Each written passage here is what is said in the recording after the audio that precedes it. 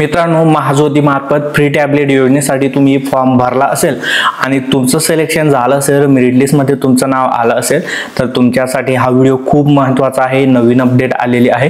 तुम्हाला आता दरमहा 500 रुपये भेटणार आहेत आणि तुम्हाला टॅबलेट कधी भेटतील त्याबद्दलची माहिती आपण या व्हिडिओमध्ये पाहणार आहोत। त्यामुळे व्हिडिओ शेवटपर्यंत पहा आणि ज्यांनी चॅनलला पहिल्यांदा भेट दिली असेल तर सबस्क्राइब करून टाका, कारण असेच कामाचे आणि माहितीपूर्ण व्हिडिओ मी तुमच्यासाठी घेऊन येत असतो।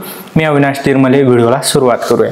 तर स्क्रीनवरती तुम्ही पाहू शकता, महाराष्ट्र शासनाच्या महाज्योती मार्फत हे सूचना पत्रक आहे आणि सर्वात महत्त्वाचं ज्याला आपण फ्री टॅबलेट योजना म्हणतो याचं अधिकृत जे नाव आहे महाज्योती JEE नीट MST CET 2025-27 परीक्षा पूर्व प्रशिक्षण योजना असं आहे।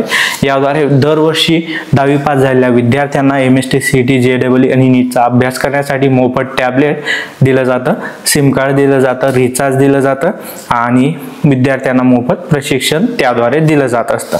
आता दरवर्षी काय असायचं, यात जी सूचना पत्रकात माहिती दिलेली आहे त्यानुसार दरवर्षी ते मोफत टॅबलेट द्यायचे, त्यासोबत सिम कार्ड आणि सिम कार्ड मध्ये आधीपासून रिचार्ज राहायचं। परंतु ते आता सांगतायत या वर्षापासून ते काही बदलवत आहेत। तुम्हाला फक्त आता टॅबलेट भेटेल आणि जे सिम कार्ड आहे, सिम कार्ड साठीचा आणि रिचार्ज साठीचा जो खर्च आहे तर तो तुम्हाला ते अतिरिक्त तुमच्या बँक खात्यात डायरेक्टली देणार आहेत आणि हा खर्च तुमच्या आधार कार्डला लिंक असलेल्या बँक खात्यामध्ये जमा होणार आहे। तर ते या सूचना पत्रकाद्वारे काही बाबी सांगतात, तर ते सांगतात की तुमच्या विद्यार्थ्यांचं जे बँक खातं आहे तर ते राष्ट्रीयकृत बँकेत असणं गरजेचं आहे आणि जर का नसेल तर तुम्ही खातं ओपन करून घ्या आणि ते बँक अकाउंट तुमच्या आधार कार्डशी लिंक असणं गरजेचं आहे, कारण त्यामध्येच पैसे जमा होतील।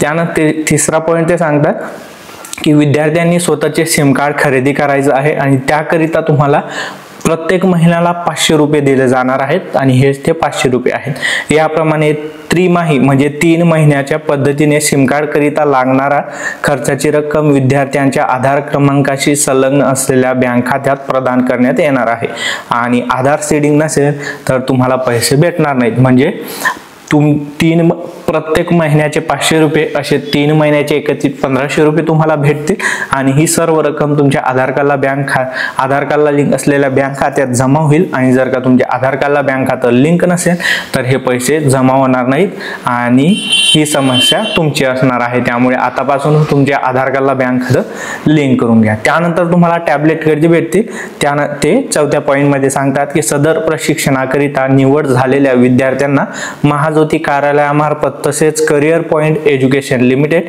छत्रपती संभाजीनगर यांच्या मार्फत टॅब वाटपाच्या 2 दिवसापूर्वी कॉलद्वारे कळवण्यात येणार आहे। म्हणजे जेव्हा हे टॅब वाटप केले जातील त्याच्या 2 दिवस आधी तुम्हाला महाज्योती मार्फत किंवा career point education limited Chhatrapati Sambhajinagar यांच्याकडून कॉल येईल आणि तुम्हाला तुमच्या जिल्हास्तरीय जे काही त्यांचं ऑफिस वगैरे असेल, समाज कल्याण ऑफिस, त्या ठिकाणी बोलवलं जाईल। तुम्हाला सोबत आधार कार्ड घेऊन जायचं असतं आणि तुम्ही जो फॉर्म भरलेला असतो त्याची फोटोकॉपी जेव्हा झेरॉक्स कॉपी तुम्हाला घेऊन जायची असते आणि त्या ठिकाणी तुम्हाला टॅबलेट भेटणार आहे। आणि अशा बद्दलची ही आजची अपडेट होती। तुम्हाला काही अडचण असेल तर या ठिकाणी मोबाईल नंबर आणि त्यांचा संपर्क क्रमांक दिलेला आहे, तुम्ही कॉन्टॅक्ट करू शकता।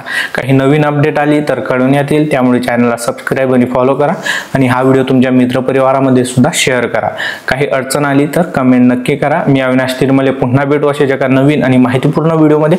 तोपर्यंत जय महाराष्ट्र, जय खानदेश।